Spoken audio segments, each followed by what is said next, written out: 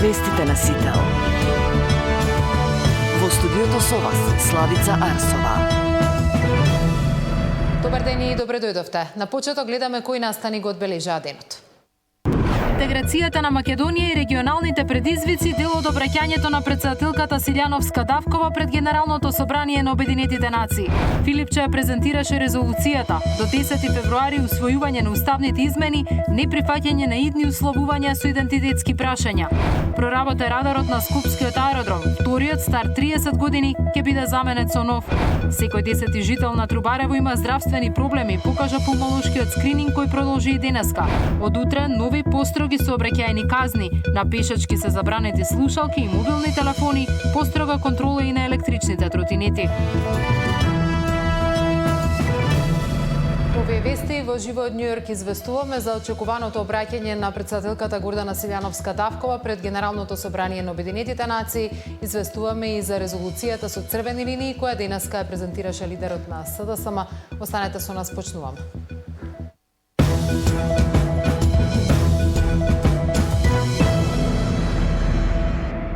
Претседателката Гордана Силјановска-Давкова попладнево сообраќа пред Генералното собрание на Обединетите нации. Се очекуваат нејзини пораки и ставови во однос на глобалните теми, но и регионалните прашања, особено во контекст на предизвиците на евроинтегративниот пат на земјава. Александар Спасовски известува во живо од Њујорк. Александар, кога се очекува говорот на претседателката и што може да очекуваме како пораки? Цаци, говорот на претседателката Силјановска-Давкова се очекува во секој момент. Мислам дека според оној редослед кој што го добивме како медиуми, има уште еден говорник пред неа, што значи дека некаде за околу 15 на минути до половина час би можело да очекуваме таа да се обрати пред 80-тото Генерално собрание на Обединетите нации. Од она што може да го очекуваме како нејзин говор овде пред ова највисоко тело во меѓународната заедница е практично една силна критика на процесот дека на македонското пристапување кон Европската унија, кој што е оптоварен со билатерални прашања. Според она што може да се очекува да го слушнеме од претседателката е едно силно одбивање на оние услови кои што и се поставуваат на Македонија, пред се условите за промена на уставот. Се очекува претседателката да потенцира дека Европската унија е систем на различности и дека нејзината основа е да се ценат различностите, што не е случај со Македонија, кога земјава се на некој начин се присилува да се откаже од своите идентитетски белези, да се откаже од својот јазик. Во делот на односот меѓу Македонија и Обединетите нации се очекува претседателката да испрати јасна порака дека мора да се почитуваат пресудите на Меѓународниот суд за човекови права. Се очекува веројатно и да се испрати една критика кон начинот на кој што се одлучува за проширувањето во Европската унија, за оној консензус кој што практично е и пречка за тоа Македонија да се интегрира во европското семејство, меѓутоа и да се стави акцент на тоа дека интеграцијата на Западниот Балкан покрај се друго клучно е дека е прашање од безбедносната сфера. Се очекува претседателката Силјановска да упати и уште една порака поврзана со изборот за нов генерален секретар на Обединетите нации кој се очекува наредната година. Она што веќе го слушнавме во серијата нејзини обраќања кои што ги имаше по разни форуми, дебати и настани кои што се организира овде во Њујорк, тоа дека е крајно време Генералното собрание на Обединетите нации да почне да го води жена. Во делот на она што се нарекува глобален мир, кој што во моментов не достига, се очекува претседателката Силјановска силно да стави силен фокус на тоа дека треба да ја осуди војната агресија која што се случува во Украина и да повика на мир во на Блискиот исток. Како што реков, ја очекуваме претседателката Силјановска за нешто помалку од половина час. Таа рано утрово имаше свое обраќање и на конференцијата за програмата за млади. Имаме дел од него, предлагам да го слушнеме. I come from a small European country. For 20 years, we have been waiting to become member of the European Union. Many of you, Macedonian peers, are tired of waiting for the European future, so they are leaving the country. This applies to most countries of the Western Balkans. For small states like ours, the statistics are not abstractions. For things to change, youth engagement must not be symbolical, but rather substantial participation in the decision-making processes.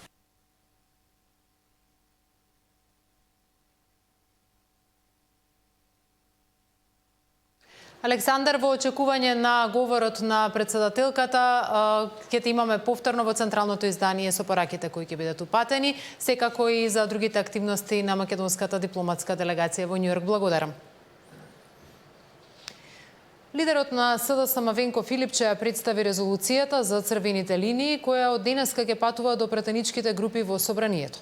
Со неа тој дефинира јасни рокови за усвојување на уставните измени најдоцна до 10 февруари 2026, предлага заштита од било какви барања и условувања поврзани со македонскиот јазик и дефинира обврска за државниот врв со писмо да извести Европската унија ако дојде до било какви непринципилни условувања во текот на преговарачкиот процес. Ивана Соколович Најдова известува од пред седиштето на социјалдемократите. Ивана, што точно содржи овој документ?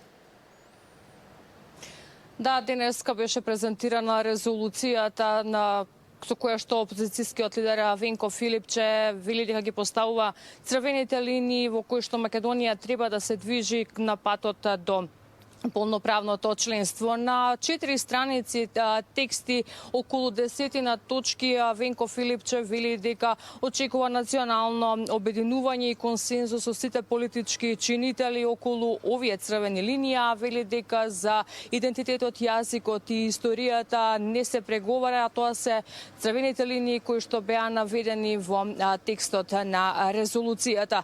Тој поставува и временска рамка до македонскиот државен врв, практично до македонските институции, владата и собранието, во кој што бара до 10 февруари следната година целосно да биде завршен процесот на уставни измени и вметнување на бугарите во македонскиот устав. Му дава рок и на владата и на собранието во следниот до ноември практично на владата да може да се изјасни дали останува на оние амандмани од 2023 година или ќе предложат нов текст на амандмани за да се спроведат уставните измени. Меѓутоа, не го споменува она што пред само еден месец го спомена, е тоа дека во случај на ново вето од страна на официјална Софија на патот на Македонија до Брисел, дека ќе треба да се повлечеме од преговорите. Вели дека решението кое што сега го нудат во резолуцијата е тоа доколку дојде до ваква ситуација преку писмо на македонските институции до Брисел да известиме дека не е коректно да се погазува она што значи македонска посебност. Еве ги деталите од резолуцијата и она што текстот го содржи, ставовите на Венко Филипче. Преку 10 точки и времена рамка за спроведување на уставните измени најдоцна до 10 февруари следната година, опозицијскиот лидер Венко Филипче ја представи резолуцијата со црвените линии за македонските интеграции. Јазикот, идентитетот, историјата и културните особености се црвените линии за кои не се преговара, стои во текстот. Според временската рамка, владата и премиерот добија рук најдоцна до 25 ноември да ги разгледаат сите амандмани од 2023 за внесување на бугарската и другите етнички заедници во уставот и да се изјасна дали остануваат на истиот текст или се предлага нов. Рок доби и собранието до средината на декември да ја започне постапката за уставни измени, а најдоцна до 10 февруари да се случи и гласањето за менување на уставот.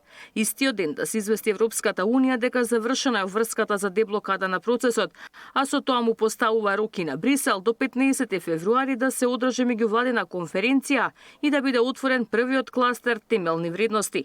Дека владата на Република Северна Македонија и сите државни институции доследно се придржуваат кон определбата за безусловно почитување на јазичните, идентитетските, историските и културните особености на македонскиот народ, како елементи за кои не се преговара со Европската Унија. И ова се нашите црвени линии. И сметам дека треба да бидат црвените линии на целата нација.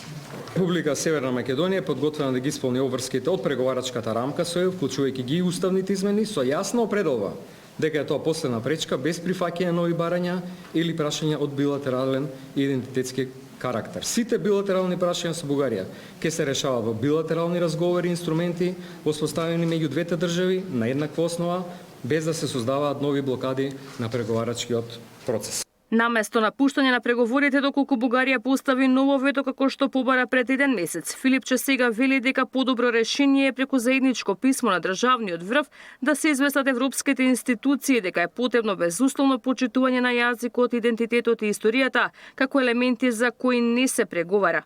Ако сега седиме и се плашиме дека нешто можеби ќе се случи во иднина, еве гледаме дека ништо не се случува. Мислам дека ова подобра формулација, иако во некои од претходните резолуции има една таква формулација внесено, и сметам дека никој не може да се бори со нас на ова поле, ниту некој да интервенира во било кој од идентитетските одредници, јазични, културни, историски, ако ние сме обединети тука. Според СДСМ, резолуцијата е потврдена врз основа на сите досегашни стратешки документи, договори и иницијативи на собранието и владата. Предлог резолуцијата ќе биде испорачена до сите партии за нивни предлози. Филипче повика на национален консензус за државните позиции по преговорите со Брисел. Повика да не биде злоупотребена за изборни цели. Ивана Соколовиќ, Најдова, Сител телевизија. Ивана, кој е ставот на мнозинството, односно на владата, прифатлив ли овој документ за нив? Дали овој документ кој што денеска Филипче го представи е прифатлив за владата, ќе слушнеме по вечерашното појавување на премиерот во Струмица. Од владата велат дека ставот околу целиот овој текст ќе го каже лично премиерот, кој што претходно во неколку наврати кажа дека со нетрпение го очекува текстот на оваа резолуција која што ја предлага СДСМ за да го каже својот став, ставот на владата и ставот на мнозинството. Ивана Соколовиќ, Најдова, за предложената резолуција. СДСМ благодарам.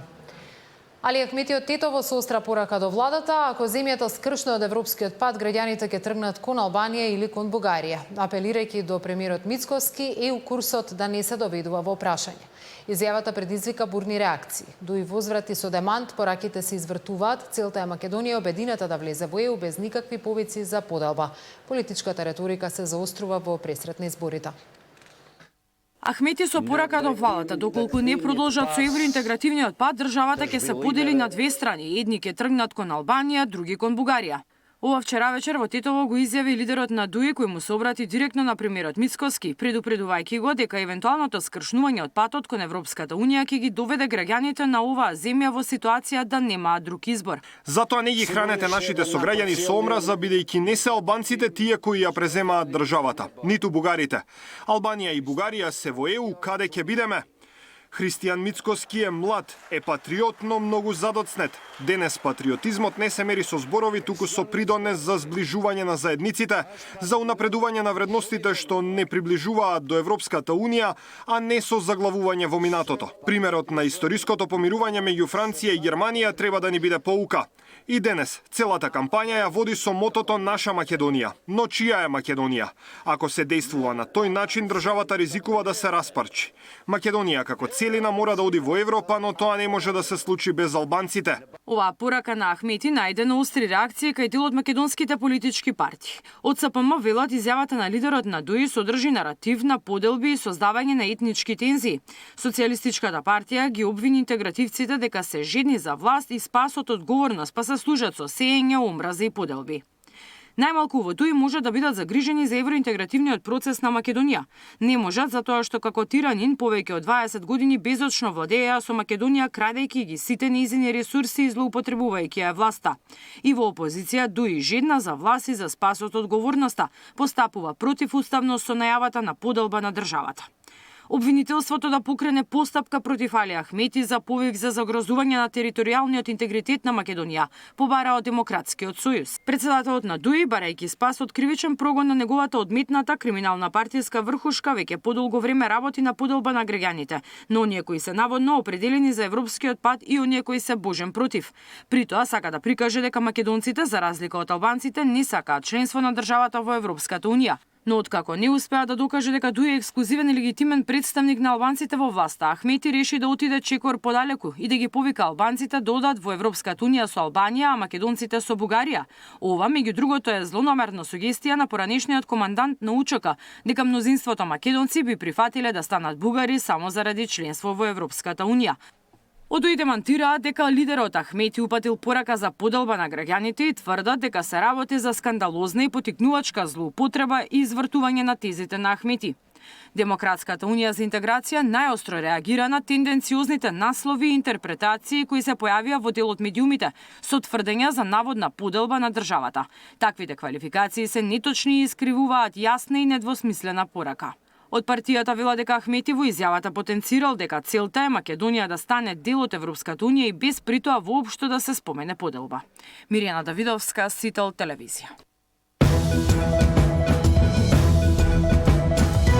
Ќе биде ли резолуцијата на СДСМ прифатлива за партиите од власта? Дали документот дава доволни гаранции за заштита на македонскиот идентитет и јазик? Тема на денот со аналитичарот Владимир Божиновски.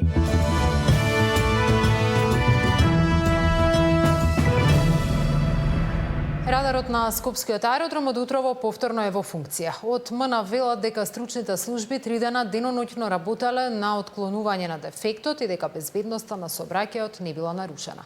Министерот за транспорт и врски праша зошто се уште се користи 30 години стар радар кога новиот од Леонардо стои немонтиран и најави владина одлука во вторник за негова монтажа. Раководството уверува дека и во изминатите денови аеродромот функционирал редовно со капацитет од околу 4 слетувања на час. Радарот на Скопскиот аеродром од утрово повторно е функционален. Директорот на МНА вели дека изминатите 3 дена стручните служби деноноќно работеле радарот да биде ставен во функција, со оглед дека тимот од Италија кој требаше да помогне во надминување на проблемот во Скопје пристигнува денеска. Ристевски вели дека изминатите 3 дена колку што траеше поправката на радарот, воопшто не била нарушена безбедноста на Скопскиот аеродром. Вчера во 16:40 часот стручниот тим на МНАФ успешно го отстрани дефектот и ја врати радарската глава во функција. Значи тоа се случи вчера. Меѓутоа, истата до денес 25.9.2025 до 12 часот подлежеше на низа тестови кои што се стандард при вклучување на таков уред во самиот систем за контролирање на воздушниот сообраќај. За временскиот период додека радарската глава Банјски рид беше нефункционална, апсолутно во ниту еден момент безбедноста на воздушниот сообраќај не беше доведена во опасност. Проблем стар 30 години е решен во рекордно време од само 3 дена, вели и министерот за транспорт. Николовски прашува зошто се користи радар стар 3 децении, за кој веќе не се произведуваат ниту делови, додека нов радар скапува во депото на Скопскиот аеродром. Зошто тој радар е стар 27 години? За истиот престанале да се произведуваат делови пред 7 години, односно на 20-та година од инсталирањето на радар, веќе не се произведуваат резервни делови и навистина е нарапна чудо како успеавме да најдеме резервни делови. И во исто време да прашам зошто претходната влада на СДСМ не го инсталираше, не го монтираше целосно новиот радар кој што е пристигнат во Скопје од компанијата Леонардо и стои немонтиран. И еве да најавам дека на следната седница на влада, во вторник, ние ќе донесеме одлука со која што ќе пристапиме кон монтирање на радарот. Раководството на МНАФ уверува дека изминатите 3 дена Скопскиот аеродром функционирал редовно, без задоцнување на летовите и со капацитет од 4 слетувања во 1 час, што е вообичаено за овој период од годината. Диспина Тодоровска, Сител телевизија. Секој 10 жител на Трубарево, кој вчера бил прегледан од специјалистите пулмолози, има здравствени последици за кои ќе треба да направи понатамошни испитувања.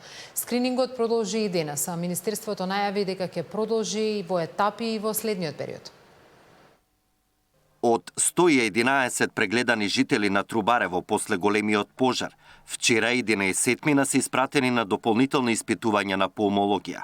Лекарите од клиниката кои го вршат скринингот кај нив забележале поотежнато дишење, стегање и свирежи во градите. Значи, тоа се пациенти кои што претходно имаат хронична респираторна болест, како астма или хроничната обструктивна белодробна болест. Дел од нив се и пушачи и не ги земале редовно претходно припишаните лекови, така да нив ги упативме итно на клиниката за пулмологија да се јават и да се направат тие понатамошни диагностички процедури за да се процени нивната состојба и евентуално да се ревидира нивната терапија. Скринингот опфаќа клинички преглед, мерење на пулс, сатурација и проценка на витален капацитет, информираа од Министерството за здравство. И денеска имаше голем интерес од жители на Трубарево за превентивни помолошки прегледи. Повеќето беа повозрастни граѓани кои живеат во непосредна близина на изгореното складиште. После пожарот, луѓето од оваа населено место најмногу се жалат на лошата мириспа.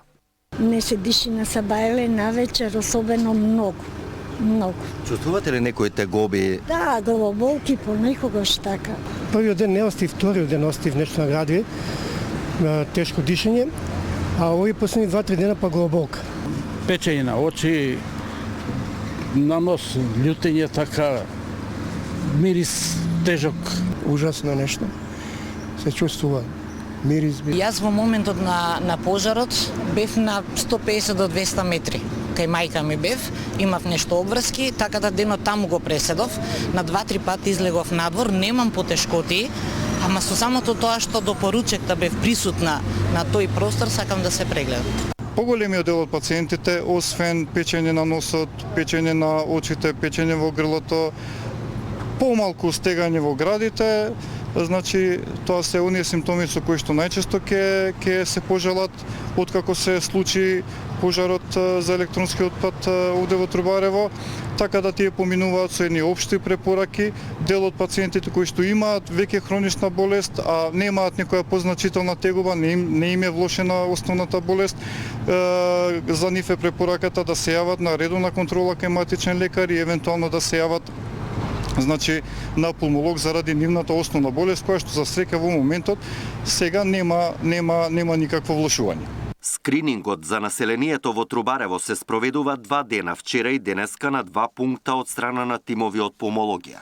Од Министерството за здравство информираа дека сите службени лица, пожарникари, полицајци, припадници на ДЗС, кои биле вклучени во справување со пожарот, доколку имаат потешкоти со здравието, да се јават директно на клиниката. Александар Динев, Сител телевизија. Од утре на сила стапуваат построгите казни за сообраќајни прекршоци. Ке се казнуваат и нови дела, како преминување улица со слушалки или мобилен телефон во раце. Построго ќе се санкционираат и оние кои управуваат електрични тротинети спротивно на сообраќајните правила. Детали има Тамара Дичовска. Доколку од утре дури поминувате улица, користите слушалки или пак мобилен телефон, ќе бидете казнати од полицијата со 40 евра. Доколку пак се велосипедист, возите електричен тротинет или пак мотора, користите електричен уред, ќе бидете казнати со 50 евра.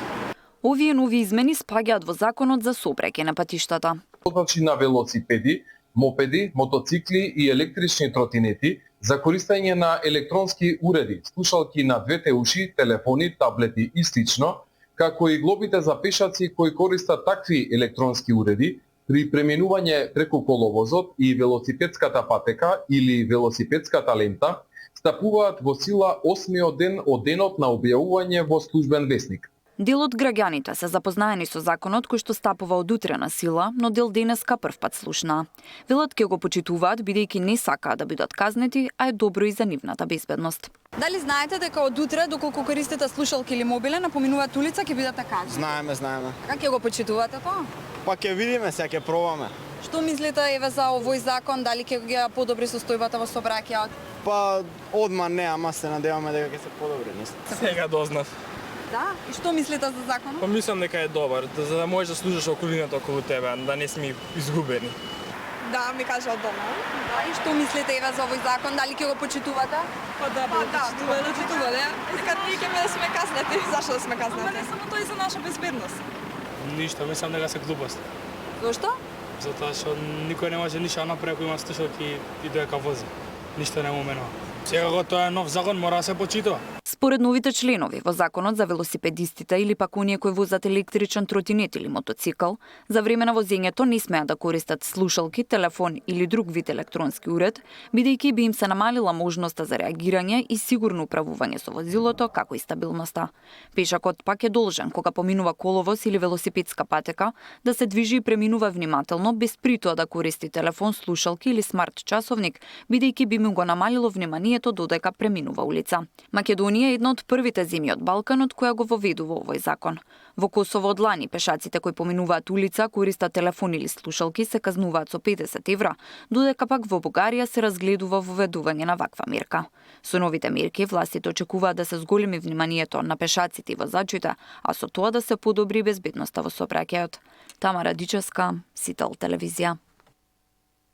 Вработениот паркови зеленило протестираа на две локации пред град Скопје и пред влезот на предпријатието, барајќи исплата на августовската плата и за останатите надоместоци. Од независниот синдикат велат дека ниту градоначалничката, ниту директорот не одговориле на повиците за средба. Се најавува генерален штрајк и блокади од понеделник, ако утре до пладне нема исплата. Во меѓувреме, хаосот со сметот продолжува, делумно испразнети контејнери, расфрлани вреки по тротоари, исцедоци и непријатна миризба низ повеќе општини. Вработени во паркови и зеленило протестираа во исто време на две различни локации. Едните пред град Скопје, другите пред влезот на предпријатието.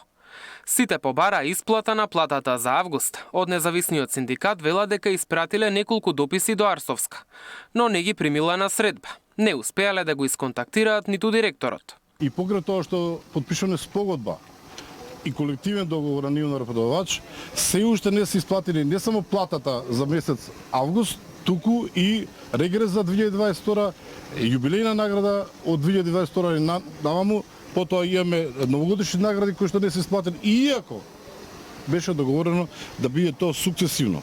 Значи роковите помина одамна. Од Суткос пак даваат рок до утре на пладне. Ако не добијат плата, од понеделник ќе стапат во генерален штрајк и блокади.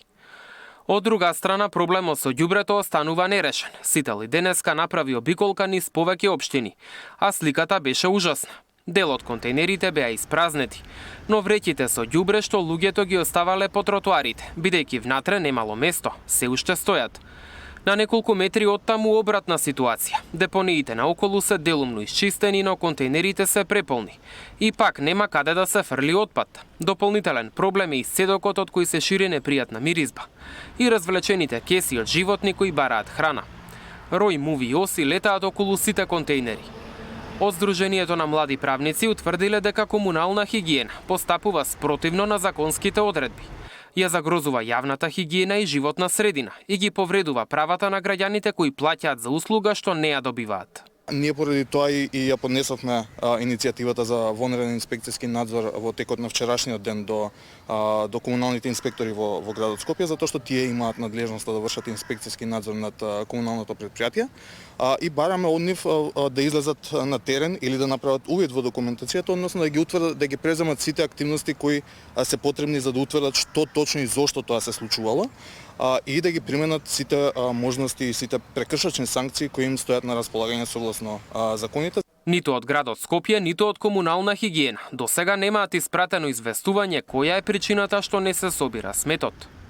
Мартин Арсов, Сител телевизија. Со бесплатен пристап до Web of Science, академската заедница е чекор поблиску кон Шангајската листа. Министерството за образование и наука обезбеди национален пристап до платформата со 26.000 списанија и 152 милиони записи, што ќе им помогне на професорите, научниците, студентите при изработката на трудови, магистерски и докторски тези. Со Web of Science чекор поблиску до Шангајската листа. За еден наш универзитет да се најде меѓу првите на Шангајска листа, еден од условите е тој универзитет годишно да објави минимум 1200 трудови во списанија со импакт. Ние сме далеку од оваа бројка. МОН летово обезбеди бесплатен пристап до Web of Science, платформа која обезбедува пристап до важни датабази кои значително го олеснуваат процесот при изработка на научни трудови, магистерски и докторски тези. Со користење на оваа база научниците, професорите и истражувачите ќе имаат достап до 26.000 списанија и 182 милиони записи во таа база. We work with the community in various ways, right? So we support early career researchers. We help them understand how to navigate the research world. We support journal editors. We help them to understand what publishing excellence really means.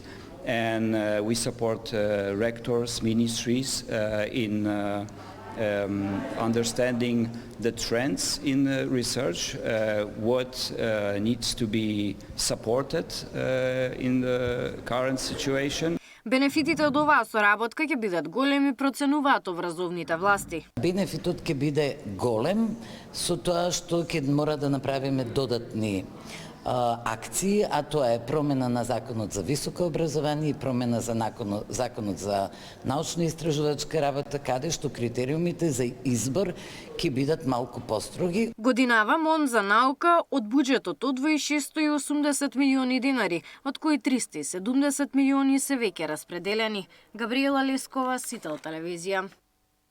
Анализа на резолуцијата и можностите таа да биде усвоена со поддршка од мнозинството правиме во Централниот дневник во тема на денот. Останете и дотогаш со Сител, се гледаме во дневникот. Пријатно.